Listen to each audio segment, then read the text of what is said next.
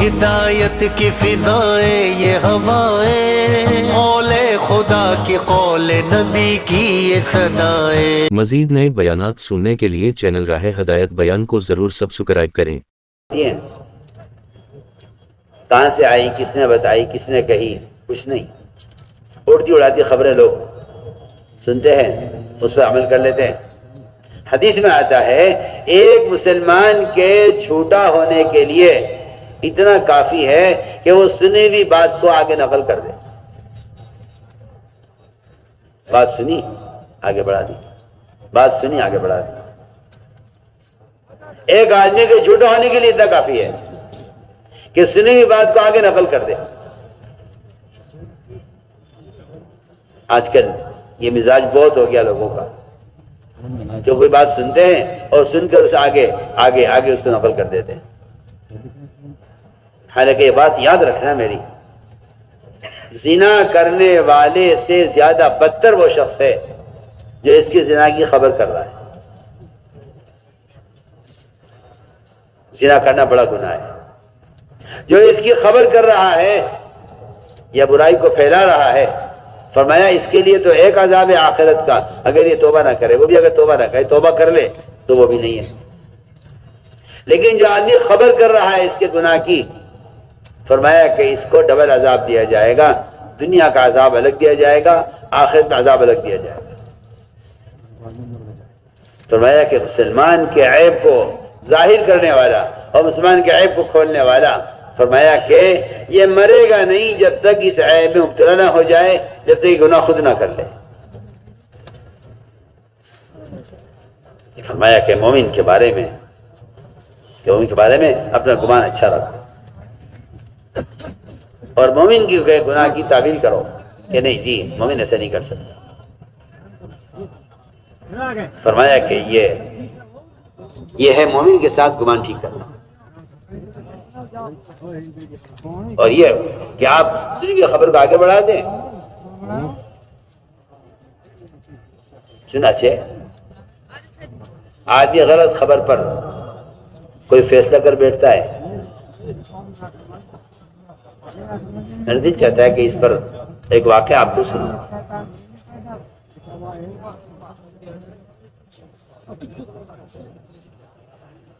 اللہ تعالیٰ نے فرمایا ہے کہ اے ایمان والو، جب کوئی تمہارے پاس کوئی خبر لے کر آئے،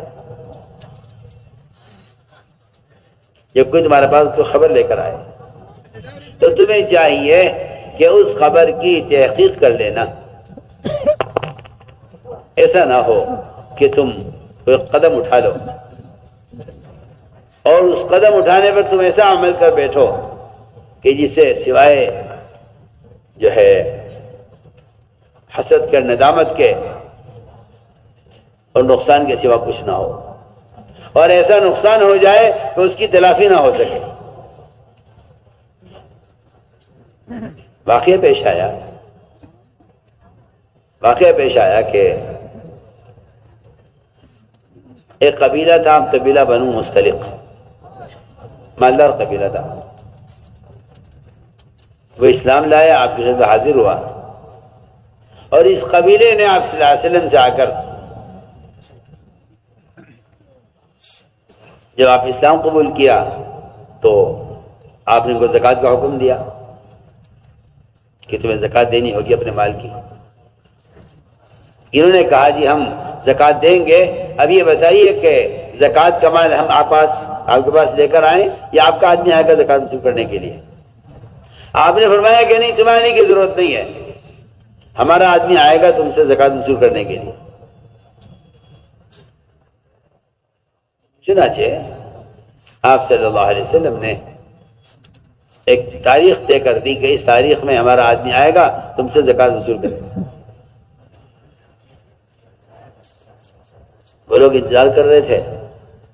حضور اکرم صلی اللہ علیہ وسلم نے ایک شخص کو بھیجا کہ جاؤ بنو مستلق سے زکوٰۃ وصول کر کے لاؤ۔ ادھر ان کو معلوم تھا کہ یہ تاریخ آپ کے آدمی کے آنے کی ہے۔ انہوں نے زکوٰۃ کا مال نکال کے الگ کیا، اور پورے قبیلے نے یہ طے کیا کہ ہم اپنی بستی سے باہر نکل کر حضور اکرم صلی اللہ علیہ وسلم کے آنے والے آدمی کا استقبال کریں گے اور اس کو زکوٰۃ کا مال اس کے حوالے کریں گے اور اس کا اکرام کریں گے اور اسے اپنی بستی میں لے کے جائیں گے اور باہر نکل کے اس کا استقبال کریں گے۔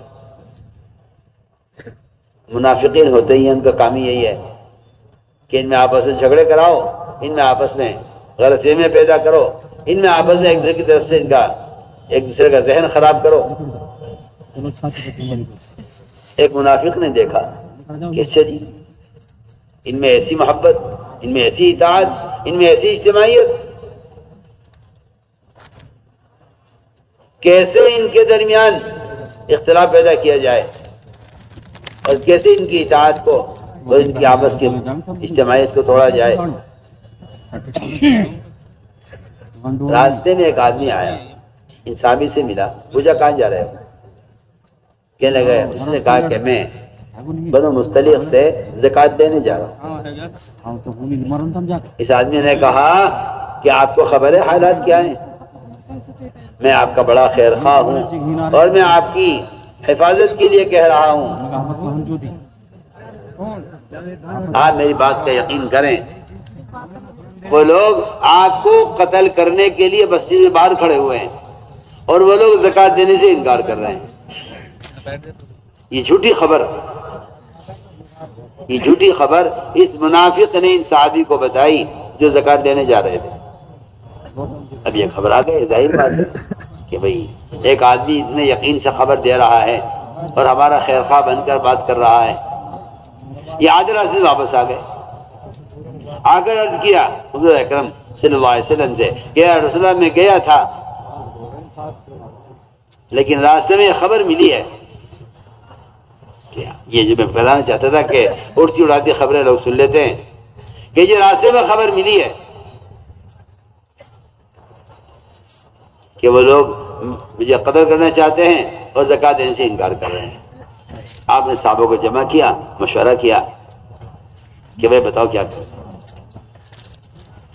مشورے میں یہ طے ہوا کہ رات کو ایک فوجی دستہ بھیجا جائے اس قبیلے پر اور پورے قبیلے کو قتل کر دیا جائے۔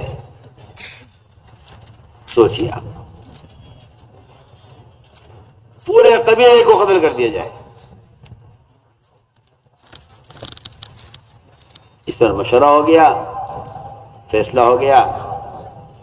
آپ صلی اللہ علیہ وسلم نے ایک فوجی دستہ روانہ کیا، ادھر وہ انتظار کر رہے کہ اب تک آپ صلی اللہ علیہ وسلم کی طرف سے آدمی کیوں نہیں آیا، کیا بات ہو گئی۔ انہوں نے کہا اصل بات میں اس لیے نہیں آیا آدمی زکوٰۃ دینے کے لیے کہ شاید اللہ نے آپ صلی اللہ علیہ وسلم کو ہماری زکوٰۃ کے مال کو قبول کرنے سے روک دیا ہے۔ کیوں؟ بہت ممکن ہے کہ ہمارے زکوٰۃ میں، ہمارے مال میں کچھ حصہ حرام کا داخل ہو گیا ہو۔ سوچیے آپ، زکوٰۃ دینے کے لیے آدمی نہیں آیا، انہیں اس بات کا خطرہ ہو گیا کہ شاید ہمارے مال میں کچھ مال حرام کا شامل ہو گیا ہے، اس لیے اللہ نے اپنے نبی کو روک دیا کہ ان کی زکوٰۃ مت لینا، ان کا مال حلال نہیں ہے۔ وہ انتظار کرتے کرتے پریشان ہو گئے، تو وہاں سے وہ چلے کہ چلو اللہ کے نبی کی خدمت جاتے ہیں کہ جی آپ تو وعدہ خلافی نہیں کرتے، آپ کا آدمی آج کیوں نہیں آیا؟ وہ ادھر سے پوچھنے کے لیے چلے، ادھر سے یہ چلے ان کو مارنے کے لیے۔ راستے میں ملاقات ہوئی، انہوں نے پوچھا آپ کون لوگ ہیں؟ کہ جی ہم تو بنو مستلق ہیں۔ آپ کون لوگ ہیں؟ کہ جی ہم تو آپ کو مارنے کے لیے آ رہے۔ کہ بھائی کیوں مار رہے، کیا بات ہو گئی؟ انہوں نے کہا کیا آپ نے یہ کہا ہے کہ ہم زکوٰۃ نہیں دیں گے؟ کہ ہم تو انتظار کر رہے تھے زکوٰۃ دینے کے لیے آپ کا آدمی آئے۔ تو میں نے عرض کیا کہ اس خبر پر یہ مشورہ ہو گیا اور یہ فیصلہ ہو گیا کہ اچانک حملہ کیا جائے اور سب کو قتل کر دیا جائے۔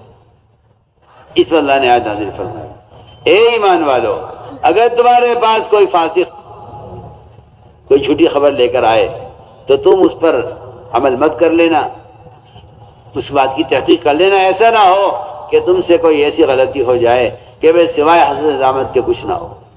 میں نے تو آپ کو مختصر مثال پیش کی ہے کہ اللہ کے ساتھ گمان ٹھیک کرنا ہے، اللہ کے بندوں کے ساتھ گمان ٹھیک کرنا ہے،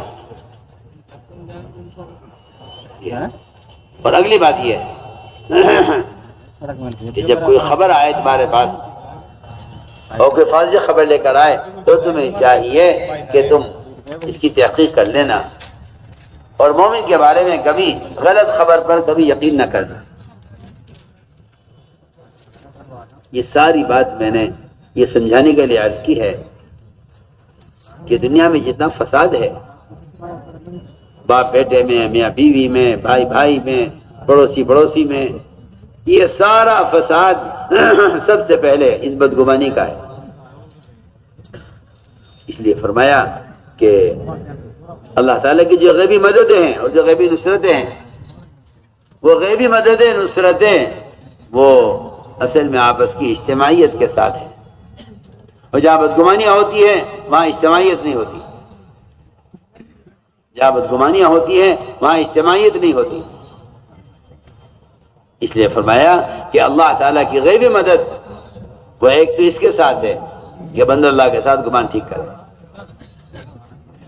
دوسری بات یہ ہے کہ اللہ تعالیٰ کی غیبی مدد اور غیبی نصرتیں وہ مسلمانوں کی آپس کی اجتماعیت کے ساتھ ہیں۔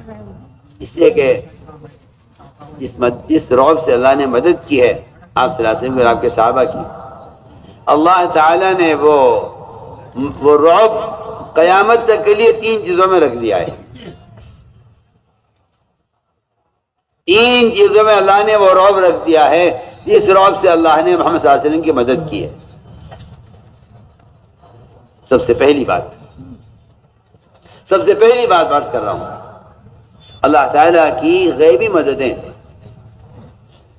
اور وہ رعب جس اللہ نے اپنے نبی کی مدد کی ہے، وہ رعب رکھا گیا ہے سب سے پہلے دعوت الی اللہ کی فضیلت میں۔ بہت ضروری بات ہے، اللہ نے جس رعب سے محمد صلی اللہ علیہ وسلم کی مدد کی ہے وہ رعب اللہ تعالیٰ نے رکھ دیا ہے اس دعوت کے فریضے میں، اور یہ صاف قرآن نے کہہ دیا ہے کہ اگر تم اس دعوت کے فریضے میں نبی کے مددگار ہو تو اللہ تعالیٰ تمہاری مدد کریں گے۔ ان تنصر اللہ ینصرکم، کہ اگر تم اللہ کے دین کے مددگار ہو تو اللہ تعالیٰ تمہاری مدد کریں گے۔ 3 اسباب نصرت ہیں، 3 اسباب نصرت ہیں، ایک دعوت، دوسرے آپس میں مسلمانوں کی اجتماعیت، اور تیسری بات مسلمانوں کا اتباع سنت پر جمع ہونا۔ اللہ تعالیٰ نے اس رعب سے مدد کی محمد صلی اللہ علیہ وسلم کی، وہ رعب قیامت تک کے لیے اتباع سنت میں، آپس کی اجتماعیت میں اور اس دعوت کے فریضے میں رکھا گیا ہے۔ مجھے پہلی بات عرض کر دی کہ اللہ تعالیٰ نے اس امت کی جو مدد کی ہے غیبی مدد، وہ غیبی مدد کی اللہ تعالیٰ نے اس دعوت کے دین کی نصرت پر، دعوت الی اللہ، اس فریضے کی وجہ سے، اس دعوت کے فریضے کی وجہ سے اللہ تعالیٰ رعب کے ذریعے مدد فرماتے ہیں۔ میرا دل چاہتا ہے کہ وہ واقعات غور کر کیے جائیں کہ جس سے معلوم ہو کہ سب سے زیادہ اللہ کی غیبی مددیں اس دعوت الی اللہ کے فریضے پر نازل ہوئی۔ ہوا یہ حضور اکرم صلی اللہ علیہ وسلم نے اپنے ہر امتی کو داعی بنایا تھا۔ کیوں؟ اس لیے کہ دعوت سے بڑھ کر اللہ کی غیبی مدد کا اور دعوت سے بڑھ کر اپنے دین پر جمنے کا کوئی اور ذریعہ نہیں ہے۔ کیوں؟ اللہ نے دونوں باتیں فرمائی ہیں قرآن میں، ان تنصروا اللہ ینصرکم ویثبت اقدامکم، ایک تو اللہ تمہاری مدد کریں گے اور دوسری بات یہ ہے کہ اللہ تعالیٰ تمہارے قدموں کو دین پر جمع دیں گے۔ اس لیے حضور اکرم صلی اللہ علیہ وسلم نے اپنے صحابہ کو، اپنے ہر صحابی کو، آپ صلی اللہ علیہ وسلم نے اپنے ہر صحابی کو دین کا داعی بنایا تھا۔ اس لیے آپ نے جماعتیں بھیجی ملکوں میں، اور آپ نے جماعتیں بھیجی بادشاہوں کی طرف، ایسے بادشاہ جن کے نام سے لوگ کعبہ کرتے تھے، آپ صلی اللہ علیہ وسلم نے ان کے طرف جماعتیں بھیجی ان کو دعوت دینے کے لیے، اس لیے کہ دعوت اللہ یہ ایک وہ فریضہ ہے جس سے دین پر قدم جمے رہتے ہیں،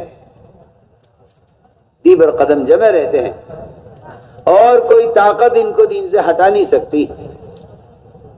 وہ غیبی طاقت اللہ تعالیٰ کی قیامت تک کے لیے اس دعوت کے فریضے کے ساتھ ہے۔ چنانچہ حضور اکرم صلی اللہ علیہ وسلم نے ایک جماعت روانہ کی کسرا کی طرف جماعت روانہ کی۔ ان میں ایک صحابی تھے عبداللہ بن حذافہ رضی اللہ تعالیٰ عنہ۔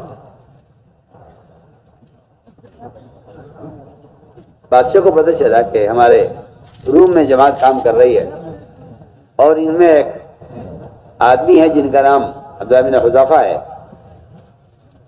بادشاہ نے ان کو نصرانی ہونے کی دعوت دی۔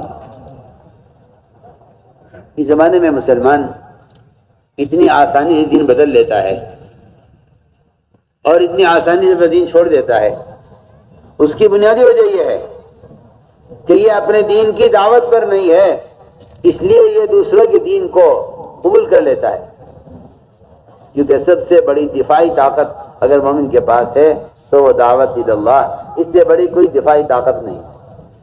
سب سے بڑی دفاعی طاقت دعوت اللہ ہے، اس سے بڑی کوئی دفاعی طاقت نہیں ہے۔ سوچیے آپ،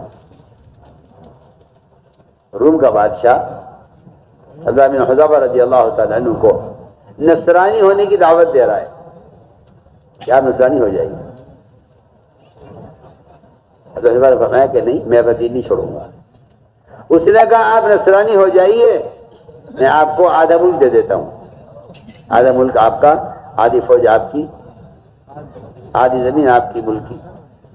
فرمایا کہ نہیں، تیری پوری بادشاہت مل جائے، عرب کی ساری بادشاہتیں مل جائیں، لیکن میں پلک جھپکنے کے بقدر بھی محمد صلی اللہ علیہ وسلم کے دین کو نہیں چھوڑ سکتا۔ یہ ہے ایک رعب، اور یہ ہے وہ استقامت جو اپنے دین کی دعوت سے ہی حاصل ہو سکتی ہے، خدا کی قسم، ورنہ اس کے علاوہ کوئی راستہ نہیں۔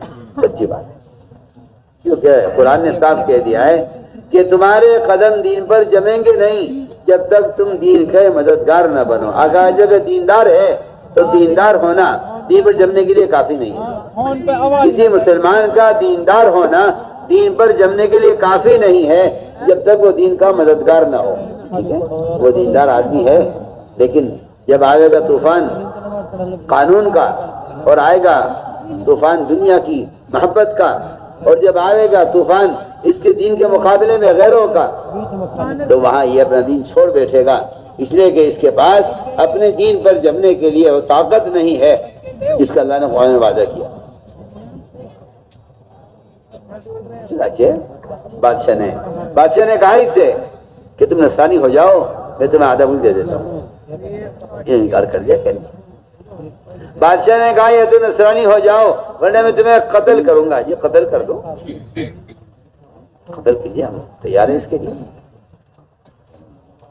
دمی دون دینی، یہ تھا صحابہ کرام کا نعرہ، یہ تھا دمی دون دینی، کہ میرا آپ خون لے لیجئے، آپ میرا دین خریدیں یا مجھے دین سے روکیں، میں اپنا خون، اپنی جان پیش کر سکتا ہوں، لیکن میں دنیا کو لے کر دین کو بیچ دوں، یہ میں نہیں کر سکتا۔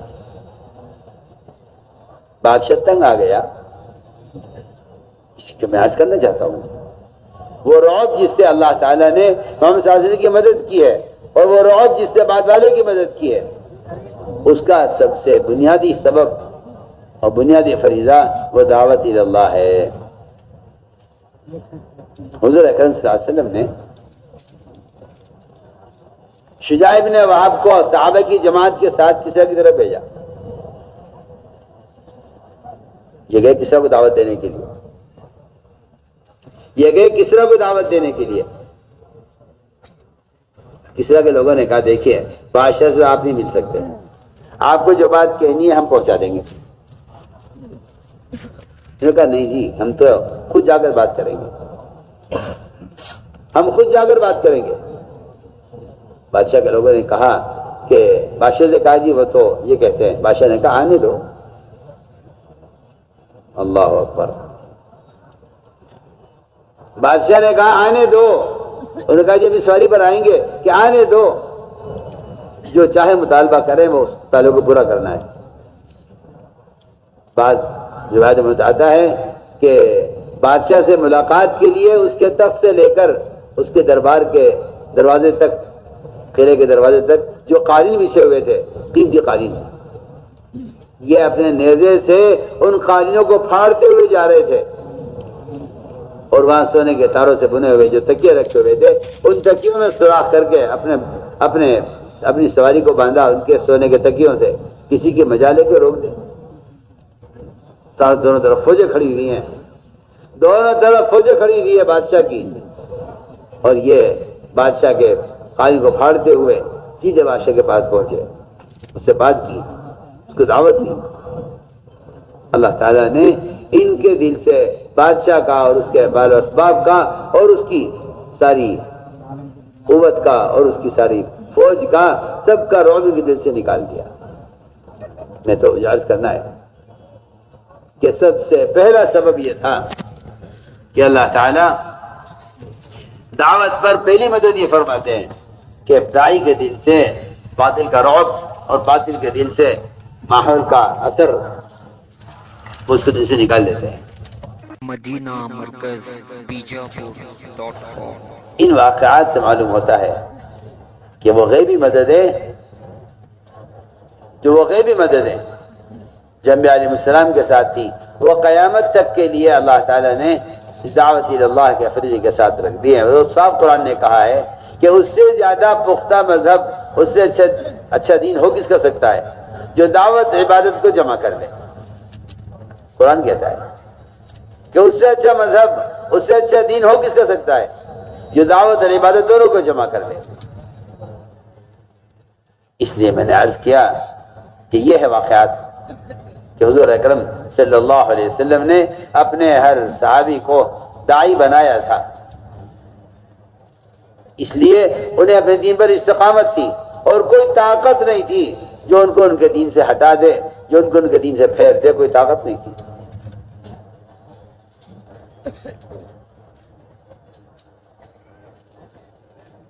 تو میں نے عرض کیا کہ ایک بات تو یہ ہے. تیسری بات یہ ہے کہ دعوت اللہ کے ساتھ ایک بہت بڑا غیبی مدد کا سبب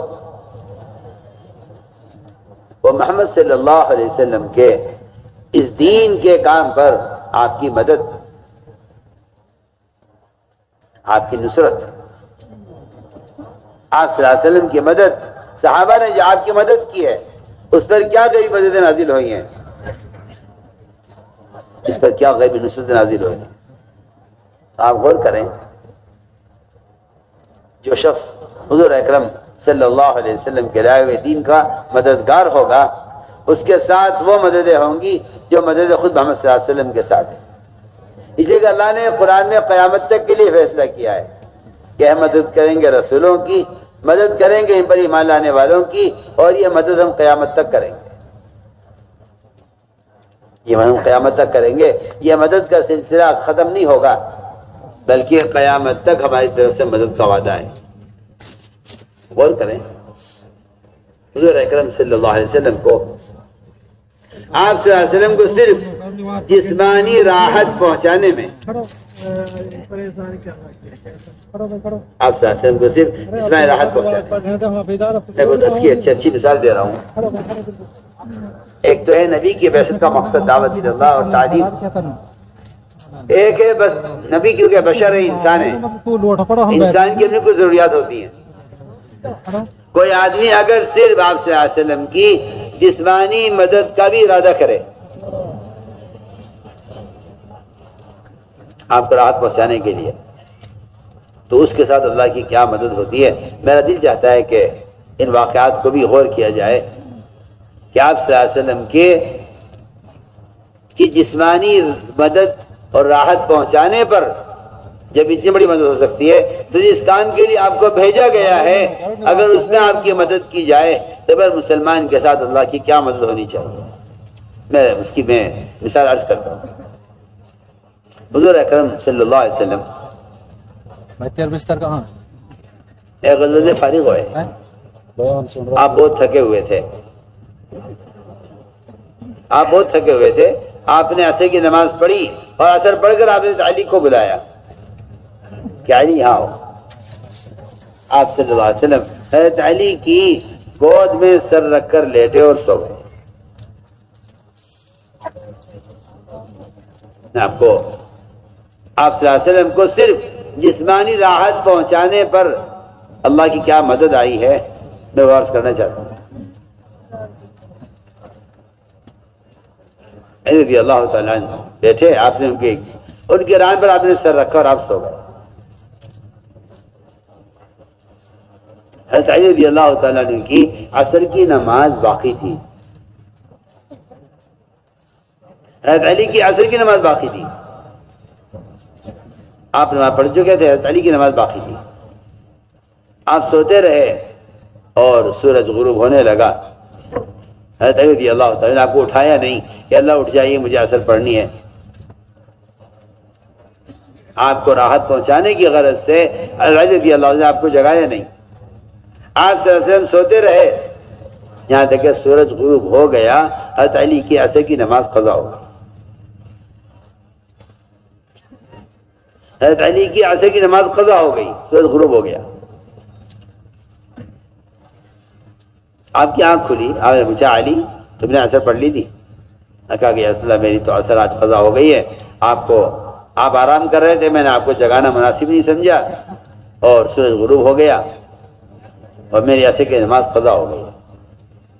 آپ نے فرمایا اے اللہ، علی کی عصر کی نماز قضا ہوئی ہے، تیرے نبی کو راحت پہنچانے میں تو سورج کو واپس نکال تاکہ علی آج کی عصر پڑھے۔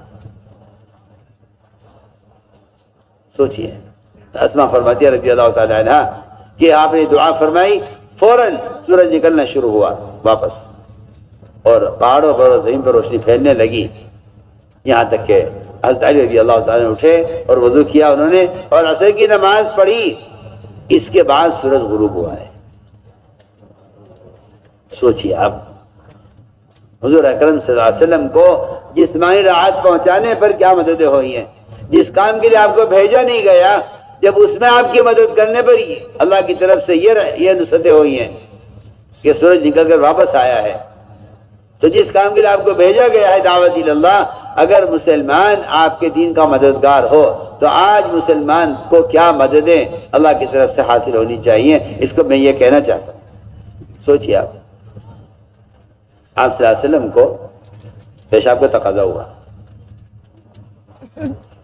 جابر جگہ جابر یہاں آؤ، ہمیں استنجا کرنا ہے، جاؤ جا کے تلاش کرو، میں کوئی جگہ، کوئی دیوار یا کوئی چٹان یا کوئی ہاڑ ایسی مل جائے جہاں پیشاب کر لیں۔ عام طور سے عادت ہو گئی ہے کہ وہ کہیں بھی پیشاب کر لیتے ہیں اور کسی بھی طرف رخ کر کے بیٹھ جاتے ہیں، جبکہ پیشاب کرنے والے کو چاہیے کہ وہ اپنے آگے پردہ کرے اور آڑ رکھے، اس لیے کہ بے شمار اللہ کی مخلوق ایسی ہے دنیا میں جو اللہ کی بڑی عبادت کر رہی ہوتی ہے، جنات بھی ہوتے ہیں، فرشتے بھی ہوتے ہیں، اور یہ ان کے سامنے بیٹھ جاتا ہے صدر کھول کر۔ ایسے لوگوں کو جنات اور شیاطین پریشان کرتے ہیں۔ تو میں نے عرض کیا کہ یہ بھی ایک بات ہے کہ پیشاب آدمی کرنا چاہے تو ایسی آڑ میں پیشاب کرے کہ جہاں اس کے پیشاب کرنے کی وجہ سے کوئی جو ہے کوئی پردہ ہو یا کوئی دیوار ہو، کوئی آڑ ہونی چاہیے۔ ہمیں جاؤ جابر جا کے تلاش کرو، کوئی آڑ تلاش کرو، ہمیں پیشاب کرنا ہے۔ علی رضی اللہ تعالیٰ تشریف لے گئے اور جا کر پورے میدان میں دیکھا اور کہیں بھی کوئی ایسی دیوار یا چٹان آڑ کی نہیں تھی کہ جہاں آپ صلی اللہ علیہ وسلم جو ہے پیشاب کرتے. اب جابر نے آ کے عرض کیا کہ رسول اللہ ایسی تو کوئی دیوار وغیرہ نہیں ملی، لیکن دو درخت ہیں، وہ دونوں فاصلے پر ہیں، اور دونوں درخت اتنے پتلے ہیں کہ اس کی آڑ میں آپ پیشاب نہیں کر سکتے. دونوں درخت کے تنے اتنے پتلے ہیں کہ آپ اس کے آڑ میں پیشاب نہیں کر سکتے. اگر یہ دونوں اب میں جاؤ جابر ان درختوں سے کہو کہ وہ دونوں چل کر آپس میں مل جائیں. سنیے دونوں درخت آپس میں مل جائیں. جابر گئے جا کر درختوں سے کہا کہ اللہ کے رسول صلی اللہ علیہ وسلم نے سلام کہا ہے، مجھے بھیجا ہے اور یہ کہا ہے کہ تم دونوں آپس میں مل جاؤ. اس سے بھی کہا اس سے بھی کہا. دونوں درخت دور دور تھے وادی میں، دونوں چل کر آئے آپس میں مل گئے. جب مل گئے تو تنا بڑا ہو گیا. جابر نے آ کر کیا رسول اللہ وہ دونوں تو آپس سے مل گئے ہیں، آپ تشریف لائیے. آپ تشریف لائے، آپ صلی اللہ علیہ وسلم نے اس درخت کی آڑ میں پیشاب کیا.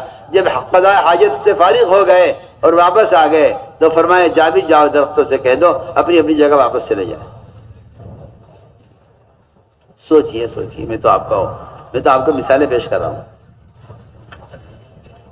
کہ دنیا کا نظام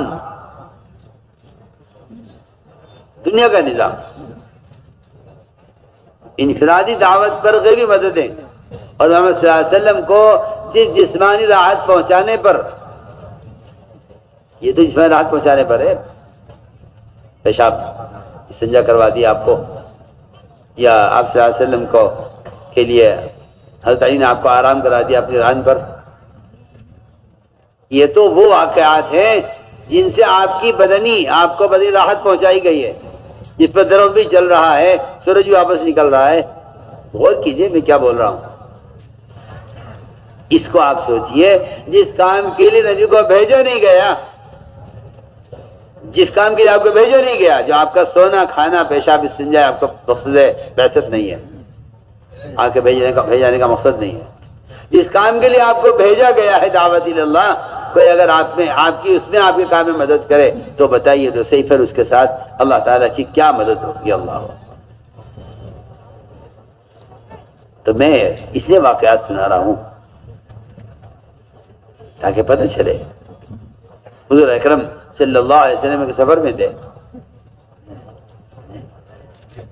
آپ ایک سفر میں تھے، کیونکہ آپ صلی اللہ علیہ وسلم کی عادت تھی سفر میں دعوت دینے کی، سفر میں چلتے چلتے دعوت دینے کی آپ کی.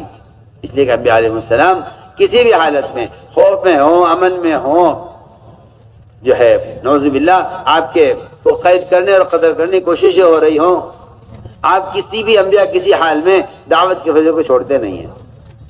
یوسف علیہ السلام جیل میں ہیں، حالات انتہائی خراب ہیں، لیکن جیل میں بھی آنے والے جس بادشاہ نے جیل میں ڈلوایا ہے اسی بادشاہ کے ساتھی کو یوسف علیہ السلام دعوت دے رہے اللہ کی توحید کی. یہ نہیں کہ ابھی حالات نہیں ہے، دعوت دینے کا بھی موقع نہیں ہے. یہاں تو تاجر کہتا جی یہ موقع ابھی کام کا نہیں، ابھی میں مشغول ہوں. انبیاء علیہ السلام بڑے سے بڑے خطرے میں اور بڑے سے بڑی جو ہے حالات میں اور خوف میں اس دعوت کے فریضے کو چھوڑتے نہیں ہیں. چنانچہ حضور اکرم صلی اللہ علیہ وسلم سفر میں تھے، آپ نے ایک دیہاتی کو دیکھا گزرتے ہوئے، آپ نے اس کو دعوت دی اللہ کی توحید کی. اس نے کہا کہ آپ کے اس بات پر کون گواہ ہے؟ آپ نے فرمایا کہ جو درخت سامنے کھڑا ہوا ہے وہ گواہی دے گا کہ میں اللہ کا رسول اور اللہ ہے. روایت میں ہے وہاں سے درخت چلتا ہوا آیا، زمین پھاڑتا ہوا اور آپ کے سامنے آ کر کھڑا ہو گیا. آپ نے 3 مرتبہ درخت سے گواہی لی، درخت 3 مرتبہ گواہی دی بے شک آپ سچ کہہ رہے ہیں، بے شک آپ سچ کہہ رہے ہیں، بے شک آپ سچ کہہ رہے ہیں، آپ اللہ کے رسول ہیں، اللہ ہے. کہ اس درخت کی گواہی پر اس دیہاتی نے اسلام قبول کیا اور آپ کی بات کی تصدیق کی، اور یہ کہا ساتھ ساتھ کہ میں جا کر پوری قوم کو دعوت دے کر لے کر آؤں گا، اگر یہ بات میری مانی تو میں سب کو لے کر آؤں گا، ورنہ میں آپ کے پاس آ کر آپ کے ساتھ رہوں گا. تو میں تو آپ کو مثال دے رہا ہوں کہ ادھر آپ صلی اللہ علیہ وسلم نے اس نے گواہی طلب کی تو دعوت پر یہ درخت چل کر آ رہا ہے، اور ادھر آپ صلی اللہ علیہ وسلم کی قضاء حاجت کے لیے بھی درخت چل کر آ رہا ہے۔ میرے دوستوں بزرگوں عزیزوں، یہ غیبی مددیں جتنی بھی تھیں یہ اس دعوت کے فریضے کے ساتھ تھی، لیکن مسلمان نے دعوت کے فریضے کو چھوڑ دیا کہ دعوت دینا کوئی فرض نہیں ہے، کوئی واجب نہیں ہے۔ حالانکہ ہر مسلمان کے ذمہ دعوت دینا وہ ایک ایسا فرض عین ہے کہ اگر مسلمان دعوت کے فریضے کو چھوڑ دے تو اسے اللہ کے عذاب کے آنے کا انتظار کرنا چاہیے۔ دعوت ہر مومن کے ذمہ دعوت اللہ فرض عین ہے، مرد ہو یا عورت، ہر ایک کے ذمہ دعوت فرض عین ہے، مرد ہو یا عورت۔ اس لیے کہ میں بحث کر چکا ہوں کہ دعوت اللہ کے بغیر مسلمان اپنے دین پر ثابت قدم نہیں رہ سکتا۔ یا یہ داعی ہوگا یا مدعو ہوگا، یا یہ تو کسی کو خیر کی طرف بلا رہا ہوگا، اور اگر یہ لوگوں کو داعی کے حق کی طرف نہیں بلائے گا تو باطل اس کو باطل کی طرف کھینچ لے گا۔ فرمایا کہ اپنے دین پر استقامت کا اور غیبی مددوں کا سب سے بڑا سبب وہ دعوت اللہ ہے۔ تیسرا سبب وہ رعب جس سے اللہ نے نبی کی مدد کی ہے اور قیامت تک مسلمان کی مدد پر ہوگی، وہ تیسرا سبب وہ اتباع سنت ہے، کہ وہ اتباع سنت ہے۔ مسلمان اتباع سنت پر آئے، اللہ نے سنتوں میں ایک رعب رکھا ہے، اللہ نے سنتوں میں رعب رکھا ہے، اور یہ بات بالکل واضح ہے کہ اگر مسلمان غیروں کے طریقوں میں عزت تلاش کرے گا تو اللہ اس کو ذلیل کریں گے۔ اگر مسلمان غیروں کے طریقوں میں عزت تلاش کرے گا تو اللہ اس کو ذلیل کریں گے۔ عمر رضی اللہ تعالیٰ عنہ ملک شام میں داخل ہو رہا، جی ہاں، آدھے پنڈے تک لنگی باندھے ہوئے ہیں، کرتے پر 10-12 پیوندے لگے ہوئے ہیں، جی ہاں، اونٹ پر سوار ہیں اور ملک شام جا رہے ہیں۔ ملک شام بتا ہو رہا ہے، کسی نے کان میں کہہ دیا، عبدالرحمن عوف رضی اللہ تعالیٰ عنہ نے، مومنین آپ کرتا بدل دیجئے، ذرا عمدہ بڑھیا کپڑا پہنے تاکہ ان لوگوں کو دیکھنے والوں کو پر آپ کا رعب پڑے، آپ کا رعب پڑے دیکھنے والوں پر، آپ ذرا اچھا کپڑا پہنیے۔ عمر نے فرمایا کہ ہم تو لوگوں میں سب سے زیادہ ذلیل تھے، اللہ نے ہمیں اتباع سنت پر عزت دی ہے، اگر ہم سنت کے طریقوں کو چھوڑ کر انہیں مرغوب کرنے کے لیے پرانے کرتے کے بجائے نیا کرتا پہنیں گے تو اللہ ہمیں ذلیل کرے گا۔ حالانکہ نیا کرتا پرانے کرتے میں تو کوئی جو ہے، لیکن اصل مقصد یہ تھا ان کا کہ اس سے ان پر رعب پڑے گا۔ فرمایا کہ نہیں، ہمارا جو رعب ہے وہ اتباع سنت کا رعب ہے۔ جو آدمی جتنا اپنی ذات سے متبع سنت ہوگا باطل اس سے اتنا ڈرے گا۔ مسلمان نے رعب کو ختم کر لیا۔ اللہ اکبر۔ عبداللہ بن عمر رضی اللہ تعالیٰ عنہ، عبداللہ بن عمر رضی اللہ تعالیٰ عنہ اتنا متبع سنت ہے کہ وہ سنتوں کو اس طرح تلاش کرتے تھے جیسا کوئی کسی اونٹنی کا بچہ کسی بیابان میں کھو جائے اور اونٹنی کو اس بات کا فکر ہو کہ وہ پیاسا مر جائے گا کہیں، جتنی بے چین یہ اونٹنی ہوتی ہے اس بچے کو تلاش کرنے میں، اس سے زیادہ بے چین ہوتے تھے عبداللہ بن عمر رضی اللہ تعالیٰ عنہ سنتوں کو تلاش کرنے میں۔ اب تو مسلمان کا حال یہ ہے، وہ سمجھتا ہے کہ سنت پر عمل کرنا کوئی فرض نہیں، کوئی واجب نہیں، سنت ہے، اختیار ہے، چاہو عمل کرو چاہو نہ کرو۔ مجھے حیرت اس بات پر ہے کہ اس زمانے کا مسلمان فرض کے بارے میں جو کہتا ہے نہیں جی لازمی پڑھنا پڑے گا آپ کو، فرض تو آپ کو کرنا ہی پڑے گا، روزہ رکھنا پڑے گا۔ اور عجیب بات، ہمارا ایمان تو ایسا ہے نہیں، وہ تو ان کا ایمان تھا۔ حالانکہ بات اصل یہ ہے کہ جو آدمی اپنی ذات سے متبع سنت ہوتا ہے اللہ تعالیٰ اتباع سنت کی وجہ سے اس کے یعنی مخلوق کو اس سے مرعوب کر دیتے ہیں، مخلوق کو اس سے مرعوب کر دیتے ہیں۔ عمر رضی اللہ تعالیٰ عنہ اتنا ہی متبع سنت ہے، اتنا متبع سنت ہے عمر رضی اللہ تعالیٰ عنہ، فارس کے بادشاہ نے ایک نصرانی کو بڑی رشوت پیش کی، اور رشوت پیش کر کے یہ کہا کہ تو کسی طرح عمر کو قتل کر، اس لیے کہ جب تک عمر زمین پر ہے میری بادشاہت کو خطرہ ہے۔ بتائیے کہاں عمر رضی اللہ تعالیٰ عنہ مدینہ منورہ میں، اور کہاں فارس؟ جی ہاں، مہینے کی مسافت، اس لیے کہ بالکل واضح بات ہے کہ ایک مہینے کی مسافت سے آپ نے فرمایا کہ اللہ نے میری مدد کی ہے رعب کے ذریعے، ایک مہینے کی مسافت تک میرا رعب ہے۔ تو عمر رضی اللہ تعالیٰ عنہ کا بھی رعب ایک مہینے کی مسافت تک، کہ فارس کے بادشاہ نے ایک نصرانی کو تیار کیا کہ تو عمر کو قتل کر۔ وہ وہاں سے خنجر تیار کر کے آیا عمر رضی اللہ تعالیٰ عنہ کے قتل کے ارادے سے، آگے دیکھا عمر رضی اللہ تعالیٰ عنہ کو کہ نہ کوئی سیکورٹی ہے، نہ کوئی حفاظت کا انتظام ہے، نہ کوئی محافظ ہے، کام میں لگے رہتے ہیں لوگوں کے، اور کہیں بھی لیٹ کر سو جاتے ہیں۔ ایک درخت تھا، بہت گھنا درخت، اس کے نیچے اس کے سائے میں عمر آگے لیٹ جایا کرتے زمین پر، ہمیں وہ بھی نہیں تھے۔ اس نصرانی نے دیکھا کہ یہ موقع اچھا ہے اور میں نعوذ باللہ انہیں قتل کر دوں، وہ وہاں سے خنجر ہاتھ میں لے کر اس نے جب دیکھا عمر کے نیند سو گئے تو وہ اترنا شروع ہوا خنجر لے کر۔ ابھی وہ اتنا کے ارادہ ہی کر رہا تھا کہ اچانک ایک شیر آئے، اور بڑا خطرناک شیر، وہ آ کر عمر کے تلووں کی طرف بیٹھا، اور اس نے اپنی زبان سے حضرت عمر رضی اللہ تعالیٰ عنہ کے پیر کے تلوے کو چاٹنا شروع کیا، جس حضرت عمر کو اور نیند آئی۔ حضرت عمر سوتے رہے، یہ حضرت عمر رضی اللہ کے تلوے کو چاٹتا رہا۔ حضرت عمر کی آنکھ کھلی، جب سو کر اٹھے تو شیر ایک طرف بیٹھ گیا، حضرت عمر جہاں بیٹھے رہے کچھ دیر۔ یہ منظر دیکھ رہا تھا نصرانی، اس نے دیکھا کہ اس طرح جنگل سے شیر نے آ کر عمر رضی اللہ عنہ کی طرح حفاظت کی ہے۔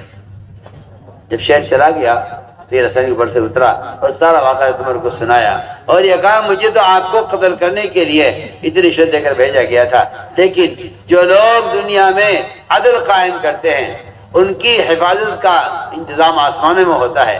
میں آپ پر اسلام لاتا ہوں، اور میں آپ کو گواہ بناتا ہوں کہ میں اس دین اسلام میں داخل ہو گیا ہوں۔ یہ کہہ کر اس نے عمر کے ہاتھ میں اسلام قبول کیا۔ میں عرض کرنا چاہتا ہوں کہ اتباع سنت پر اللہ تعالیٰ کی طرف سے یہ مددیں ہوتی۔ تو میرے عزیز دوستو، وہ یہ ہے بنیادی 3 چیزیں جو میں نے عرض کی ہیں کہ سب سے پہلے دعوت اللہ، اور دوسری شرط اتباع سنت، اور تیسری بات جو میں نے عرض کی ہے کہ اللہ تعالیٰ کے ساتھ بندے کا اگر گمان ٹھیک ہو جائے تو پھر اللہ تعالیٰ اپنے بندے کے گمان کے ساتھ ہو جاتے ہیں۔ اس لیے فرمایا کہ سب سے بنیادی بات یہ ہے کہ مسلمان اتباع سنت پر آئے، مسلمان اتباع سنت پر آئے، مسلمان اتباع سنت پر آئے۔ حضور اکرم صلی اللہ علیہ وسلم صاف فرمایا حدیث میں کہ تمہیں وہ آدمی مومن ہے ہی نہیں کہ جو اپنی تمام دل کی چاہتیں نبی کی چاہت کے تابع نہ کر دے، وہ مومن نہیں ہو۔ جس کی دلی چاہتیں نبی کی چاہت کے تابع نہ ہوں وہ مومن نہیں ہو سکتا۔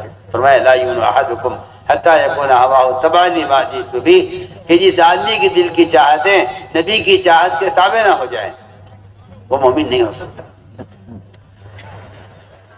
اس لیے ایمان کا کمال یہ ہے، ایمان کا کمال یہ ہے کہ مومن پورے دین پر چلے۔ میرے دوستو، 3 چیزیں ایسی ہیں، بلکہ 4 چیزیں ایسی ہیں، 4 چیزیں ایسی ہیں جو ایمان کے بغیر حاصل نہیں ہو سکتی۔ 4 چیزیں ایسی ہیں جو ایمان کے بغیر حاصل نہیں ہو سکتی۔ سب سے پہلی چیز، ایمان کے بغیر استقامت نہیں ہو سکتی۔ ایمان کے بغیر استقامت نہیں،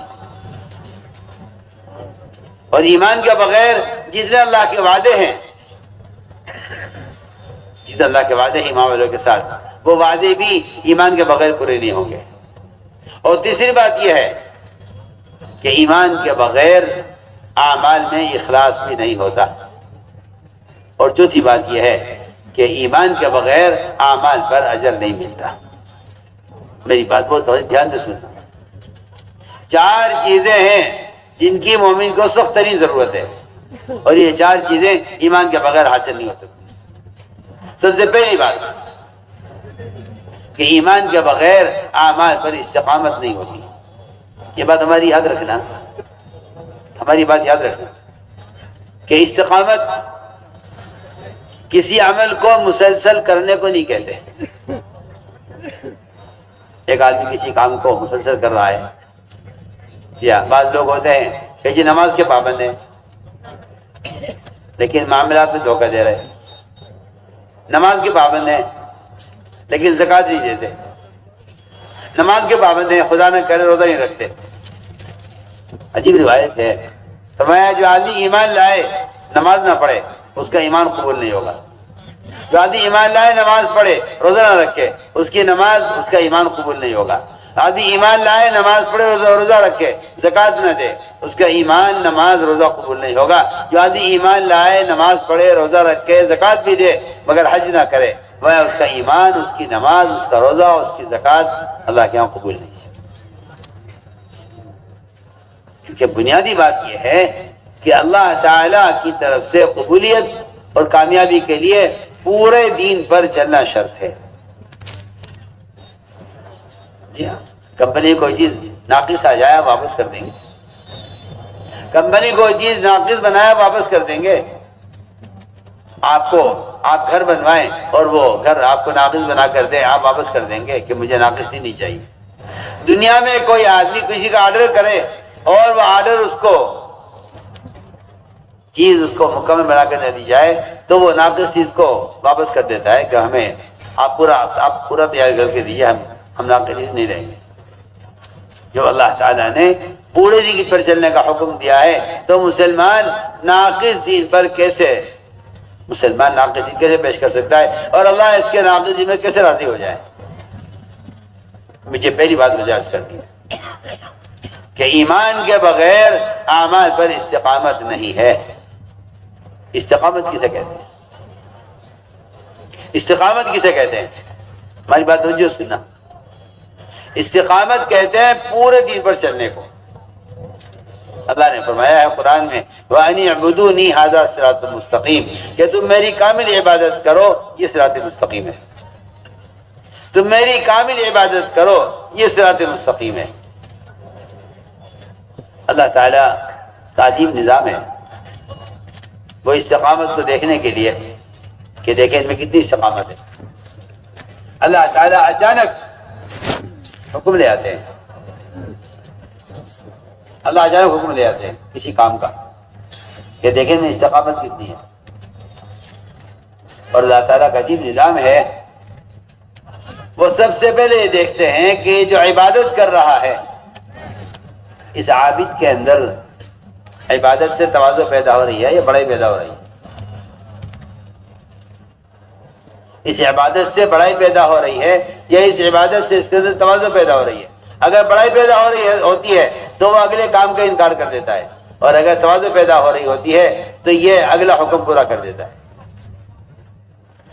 اللہ تعالیٰ نے، میں نے عرض کیا کہ اللہ نے استقامت دیکھنے کے لیے حکم دیا،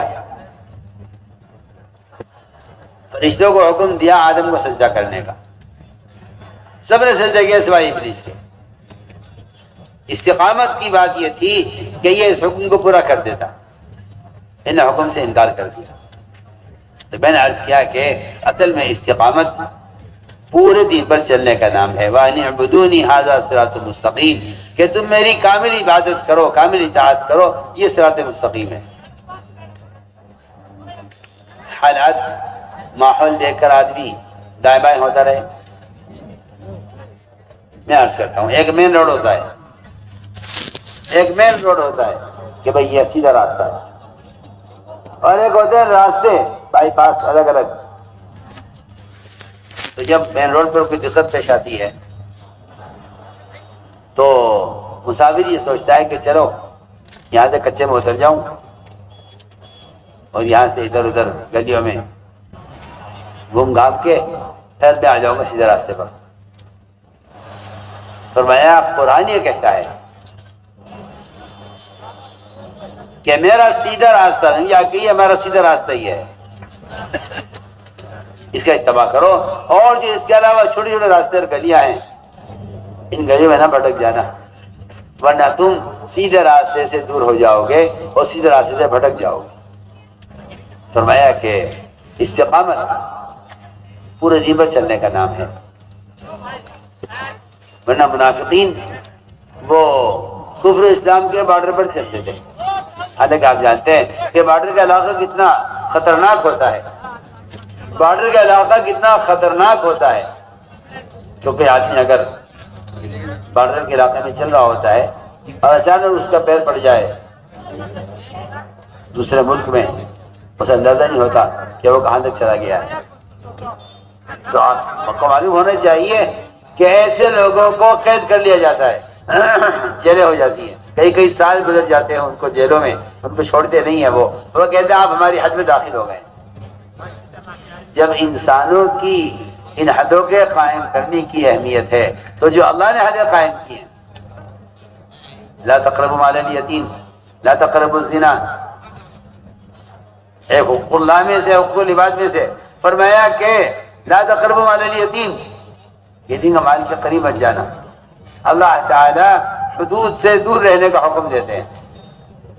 تو میں نے عرض کیا کہ جو لوگ منافقین جو ہوا کرتے تھے وہ کفر اسلام کے بارڈر پر چلتے تھے، اللہ نے عجیب ان کا حال بیان کیا ہے۔ فرمایا وَمِنَ النَّاسِ مَن يَعْبُدُ اللَّهَ عَلَىٰ حَرْفٍ، ایسے بھی لوگ ہیں جو کفر اسلام کے بارڈر پر چلتے ہیں، نہ پورے دین میں، اللہ مجھے معاف فرمائے، نہ پورے اسلام میں، نہ پورے کفر میں۔ مدینہ مرکز بیجاپور.com۔ جی ہاں، یہ ایک میری بات بہت ضروری ہے۔ مسلمان نے سنت سے ہٹ کر اور آپ صلی اللہ علیہ وسلم کے طریقے سے ہٹ کر ایک نیا راستہ نکالا ہے۔ وہ کہتے ہیں یہ جائز کا راستہ ہے، یہ تو سنت کا راستہ ہے، یہ کفر کا راستہ ہے۔ اس کے درمیان ایک راستہ ہے جواز کا، کہ چلو ایسے بھی کر لیتے ہیں۔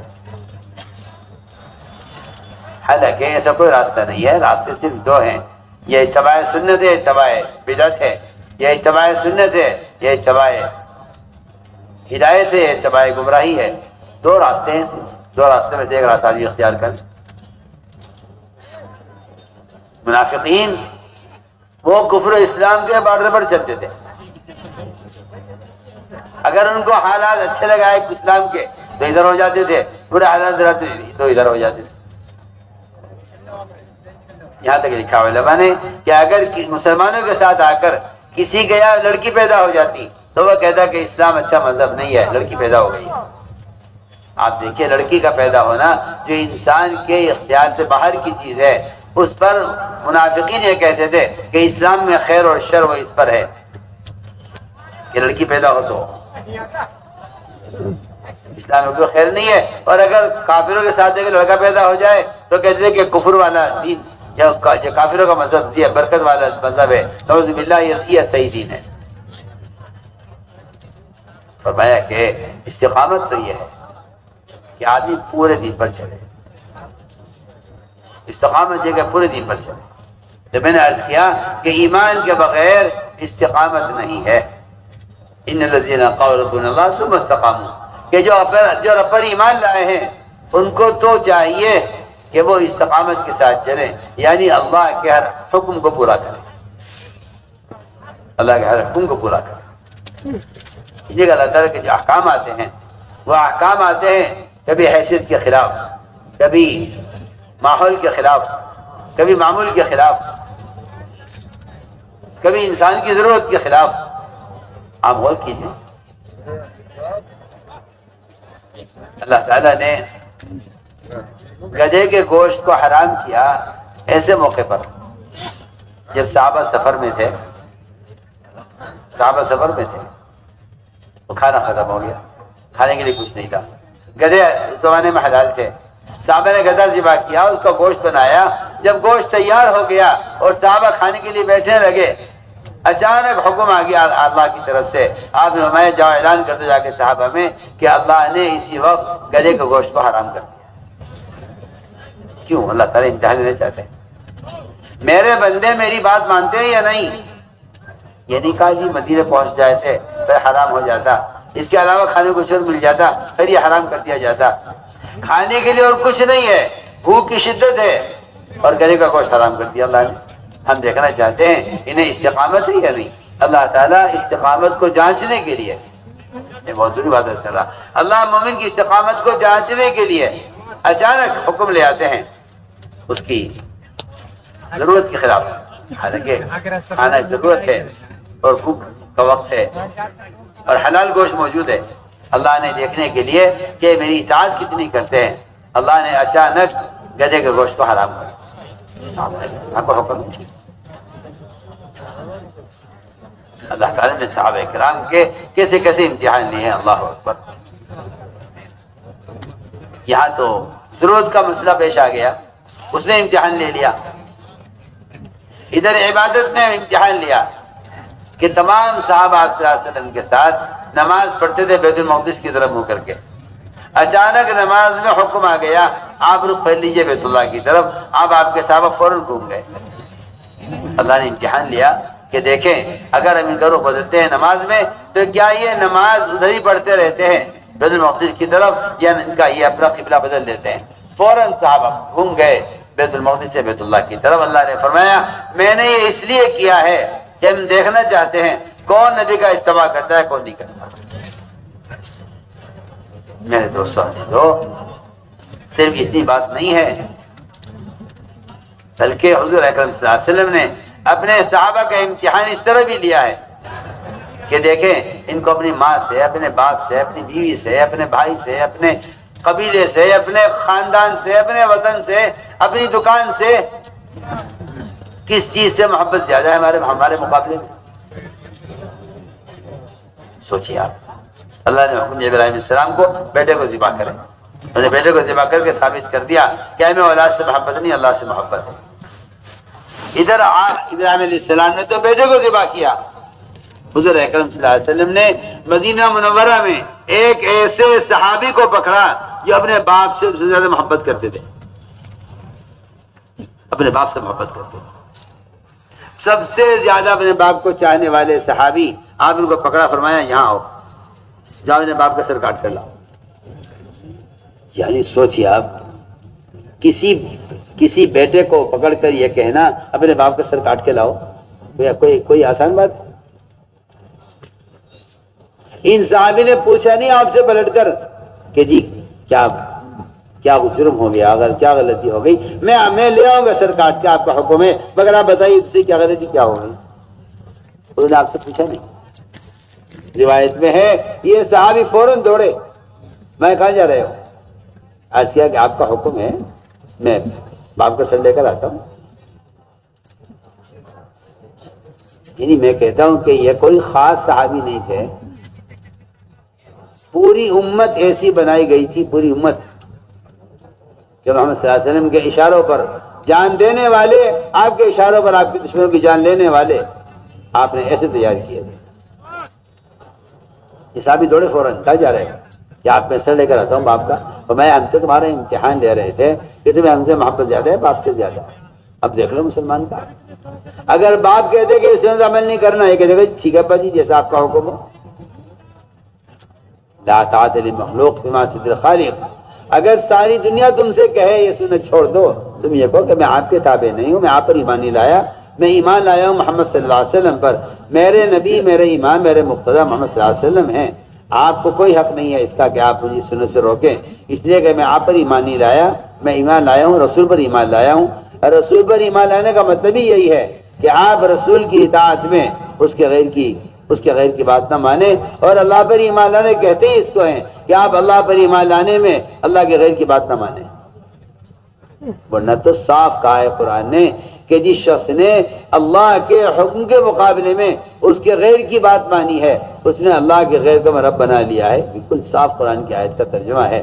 آپ نے صاحب عدی بن حاتم سے عدی اگر تم نے اپنے علماء مشائخ کی بات کو سنا اللہ تعالیٰ کے حکم کے خلاف تو تم نے اپنے علماء اور مشائخ کو اللہ کے مقابلے میں رب بنا لیا ہے. یہ آپ نے عدی بن حاتم صاف فرمایا. اسی کو اللہ قرآن نے بیان کیا ہے اتخذوا احبارهم ورهبانهم اربابا من دون اللہ. تو میں نے عرض کیا کہ اللہ تعالیٰ امتحان لیتے ہیں اس طرح کہ دیکھیں یہ ہماری بات کہاں تک مانتے ہیں. اس لیے حضور اکرم صلی اللہ علیہ وسلم نے صحابہ کا امتحان لیا ہے اور بڑے سخت امتحان ہوئے ہیں صحابہ کی استقامت کے. میں پہلی بات کہہ رہا ہوں کہ ایمان کے بغیر استقامت نہیں ہے. ایمان کے بغیر استقامت نہیں ہے. اس استقامت کو جو اللہ نے امتحان لیا صحابی کے. اللہ اکبر. آپ غور کریں